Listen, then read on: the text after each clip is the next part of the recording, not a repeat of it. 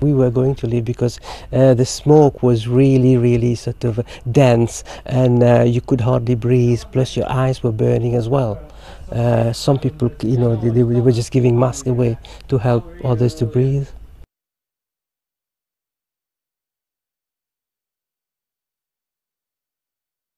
An unusual heat wave, tinder dry undergrowth and gusting wind created all the conditions for an inferno. And the green hills of Saddleworth have been turned black by the flames, with the smoke affecting the city of Manchester 10 miles away.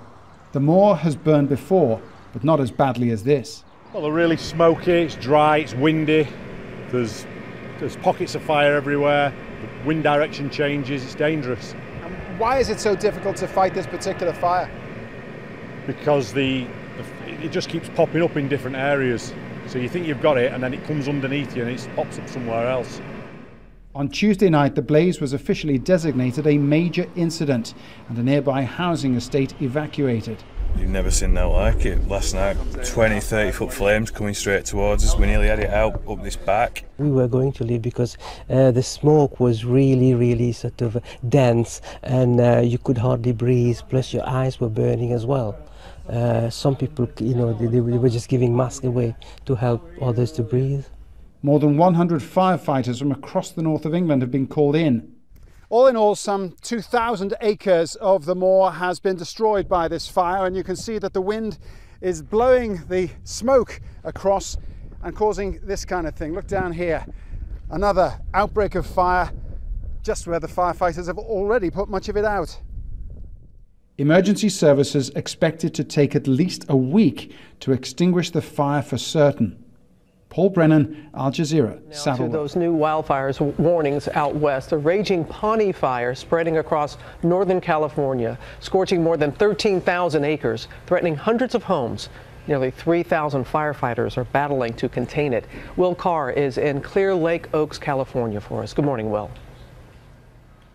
Good morning, Rob. And homeowners feeling helpless this morning. There's been a hellish orange glow on the skyline and destruction here on the ground. You can see this garage crushed, and check out the skeleton of this four-wheeler. Nearly 24 homes have been destroyed, and hundreds more are still being threatened. Now, we've been on the front lines with the fire crews every single day as we've been watching this fire grow bigger and bigger. Overnight, the massive fire in Lake County, California, ripping through more fuels, fanned by erratic winds and bone-dry brush, potentially taking aim at 600 homes in its path. This fire has exploded on the hillside behind me. You can hear those flames, and it is so hot it's biting at my skin. This plume of smoke goes up for miles.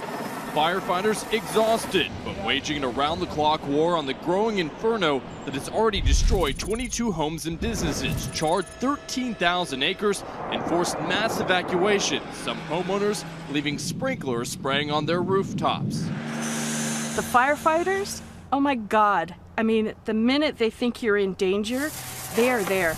Marianne Silva chose to stay behind to watch her llamas, but posted a sign in her front yard thanking the men and women on the front lines. I'm going to cry when I say this.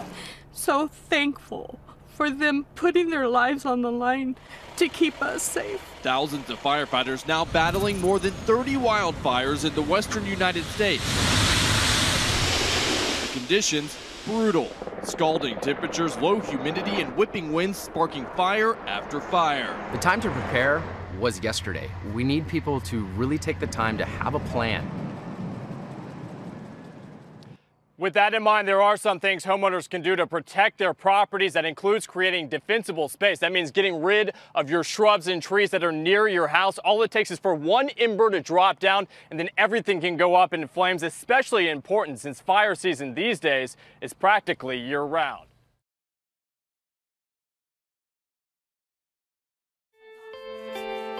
Her name is Marvia Malik, and at 21 years old, she's breaking down barriers halfway around the world for transgender people.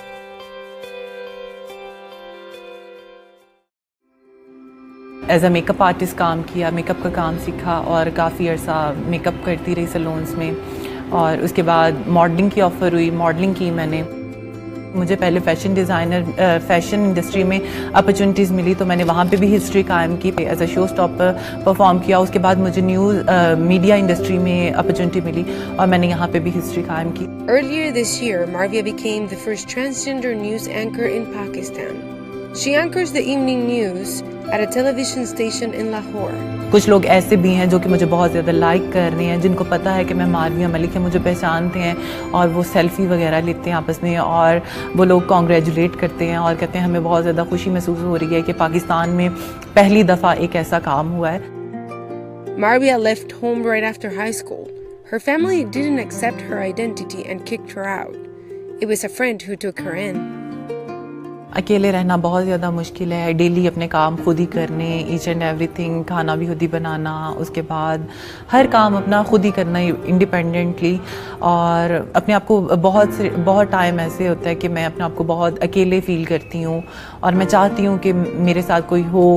Marvia has become an activist in the trans rights movement in Pakistan and vows to use her position to change the attitude many Pakistanis still have towards trans people. एक जो normal transgender है उसको तो बहुत सी मुश्किलात का सामना करना पड़ता है, घर में, उसके बाद सोसाइटी में और हर जगह गली बाज़ारों में। इवन वो कहीं पे भी जाता है उसको हरासमेंट का सामना भी करना पड़ता है, उसको हुटिंग का सामना भी करना पड़ता है, ईच एंड एवरीथिंग सब कुछ सामना करना पड़ता है। Pakistan has seen a surge of attacks against transgender women. Local activists estimate that at least 57 trans women have been killed in the country since 2015. Pakistan के बारे में इतना कहूँगी कि पहले शायद इतनी एक्सेप्टेंस नहीं थी, लेकिन अब हमारी कोशिशों की वजह से, जैसे कि नेशनल असेंबली में ट्रांसजेंडर प्रोटेक्शन बिल भी पास हो रहा है। The transgender bill allows trans people to inherit property, have access to education and healthcare, and even hold a government job or run for office. This is all happening as Pakistan gears up for National Assembly elections this July, and for the first time, 17 of the candidates are transgender. But there is growing concern from human rights organizations and trans advocates. They worry the increased notoriety of transgenders could lead to more killings and hate crimes if the government and police don't start enforcing the new transgender rights law. देखें, एक बात कही जाती है कि अंधेरा जितना मर्जी हो जाए, सुबह ज़रूर होती है। तो ट्रांसजेंडर्स के ये हमारे बेसिक राइट्स हैं, जितना मर्जी इनको दबाने की कोशिश की जाएंगे, दबेंगे नहीं और बढ़ते जाएंगे आगे, क्योंकि ये हमारे हकूक़ हैं, हम ले के रहेंगे इसे। आम मर्द और औरत को भी तो मिले हैं, हमें क्यों नहीं आखिर।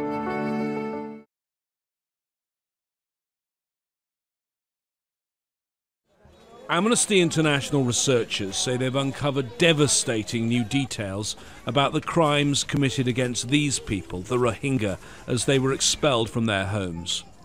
They interviewed more than 400 people, mostly survivors and witnesses, here in the refugee camps of Bangladesh and inside Rakhine State in Myanmar, and they give a clear picture of a planned and systematic military campaign. In each case, villages were surrounded and then attacked. Many were killed. Where Rohingya lived alongside other communities, only the Rohingya homes were torched. Villages were surrounded by the Myanmar military. Soldiers swept through. They opened fire on men, women, and children as they were running away, and then they systematically burned down villages. And what this shows is that this was not the work of rogue soldiers or units. It involved units across a large area. That this was a pattern carried out, and therefore suggests that it was a pattern carried out pursuant to a common plan. The human rights group is naming 13 commanders and officers who it believes are responsible for war crimes. One of those generals has now been sacked by the Commander-in-Chief's office, but it's not believed to be linked to these allegations, and Amnesty want all 13 sent to the International Criminal Court. The violence that was unleashed during 2017's clearance operations were unprecedented in both their scale and their brutality. And make absolutely no mistake, these are crimes against humanity. We are talking about rape, murder, torture, forced starvation, the use of landmines, and targeted large-scale burning of villages. These are crimes which are so serious that they should be referred to the International Criminal Court. Any referral to the International Criminal Court is unlikely to happen soon, and that's because it either has to come from the government of Myanmar, that's deeply unlikely, or from the UN Security Council. And on this council, there's one country that strongly supported the government of Myanmar. It just happens to be a permanent member of the Security Council with veto power, China. James Bays, Al Jazeera, at the United Nations. A gunman reportedly killed at least 5 people at a local newspaper building in Maryland on June 28th. Several others were also injured, and a suspect is in custody. However, according to CBS News, he refused to identify himself. According to a reporter who was in the building at the time, the gunman shot through a glass door and opened fire on multiple employees. Police responded within minutes and reportedly engaged the suspect before arresting him without exchanging gunfire. Police also evacuated the building, which is home to the Capital Gazette newspaper in Annapolis. People could be seen leaving the building with their hands above their heads, as instructed by police. Police were reportedly sent to guard the headquarters of the Baltimore Sun, which owns the Capital Gazette, as a precaution following the shooting. Meanwhile, U.S. President Donald Trump tweeted his condolences and thanked the first responders. For United News International, I'm Camber Caldwell.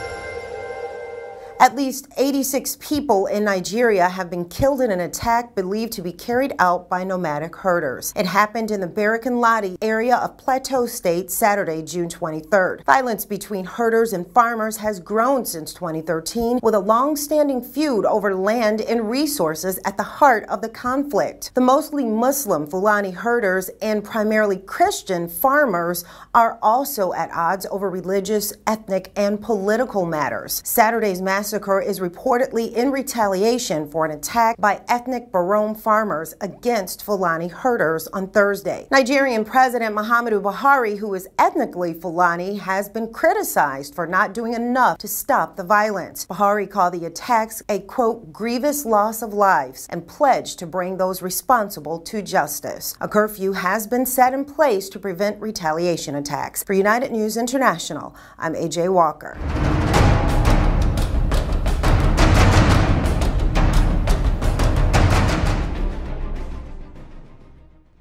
Syrian government forces have cleared over 5,200 square kilometers of the Deir ez-Zor desert of ISIS cells, the Syrian General Command said on June the 27th. The Syrian Arab Army, SAA, and its allies launched a military operation in the area on June the 20th.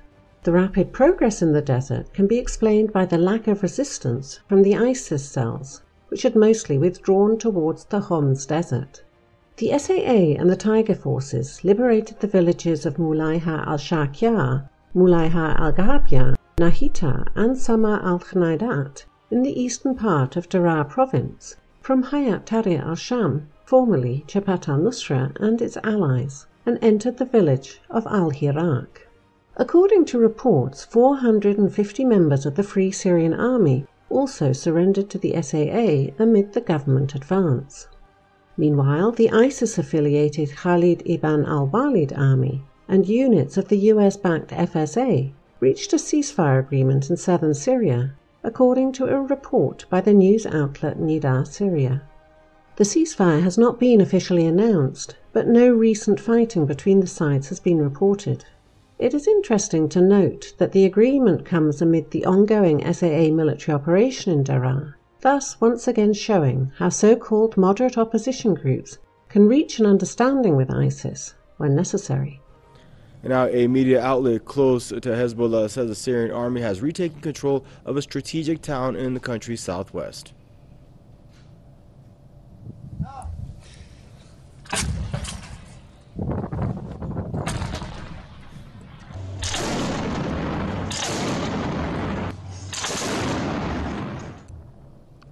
The report says the Syrian troops captured Harak after days of heavy fighting with militants. The town is a few kilometers from the city of Daraa. The Syrian army has yet to confirm the advance. Government forces have taken a strategic hill to be used as a launching pad for future operations. Holding the hill of Sukkar has also cut off the terrorist supply routes. The Syrian army's offensive began on the 19th of June. President Bashar al-Assad has pledged to take back every inch of Syria from terrorists. And joining us for an update on these recent gains is out of Damascus, our own Press TV's Mohammed Ali. Hello, Mohammed, and thanks for joining us for this update. What do you have for us, Mohammed?